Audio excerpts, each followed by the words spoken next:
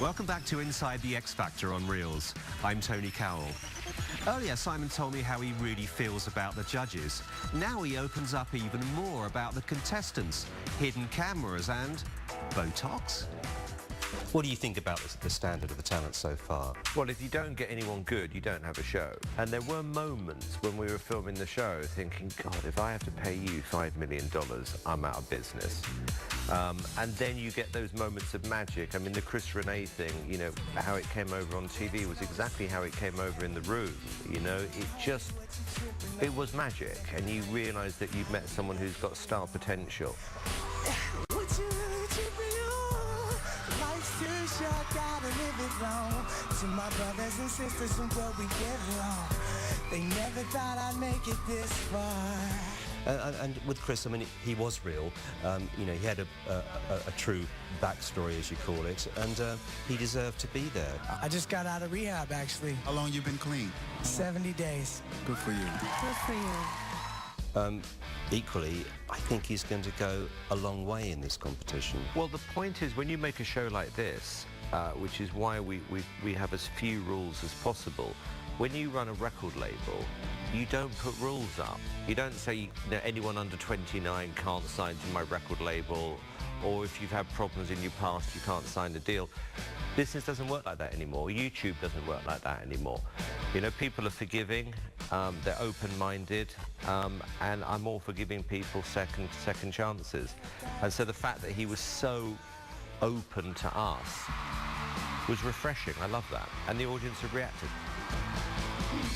Any surprises since you started on the audition shows? I was surprised at how fearless the teenagers were.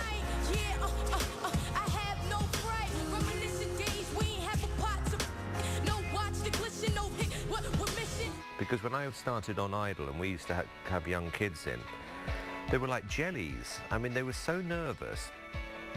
And so we were always asked, you know, you brought the age down to 12, you know, how are you going to be with these people? You know, are you going to be kind to them? And yeah, of course. They come in, they're a nightmare. They are fearless. They're all posting their clips on the internet. They're not brought up on talent shows. They're brought up, you know, Justin Bieber, you know, created it for himself by being on the internet in the first place. And these kids have sussed it. So they're coming in with their own sense of style, what kind of artist they want to be. They will not compromise. And I love that. But and all this sort of backstage coverage as well, I think, is helping. This is what this show does, show a little bit more about what's going on backstage, don't you think? We put cameras in all the makeup mirrors. I did hear that. Yeah, but we didn't tell them. I love that. And I like that, because, you know, I see way too much now on reality TV, people aware that they are on TV, and they don't behave that way.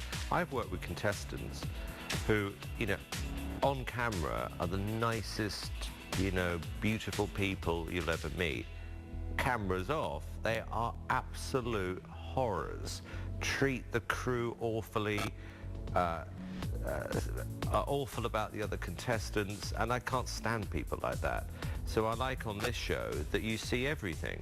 Do you think the talent pool here is bigger, better than what we've seen on the UK shows? Well, you know, it all depends on the one. You know, I would say on a general level, of course, it's a bigger country. You know, some of the best singers in the world have come from America.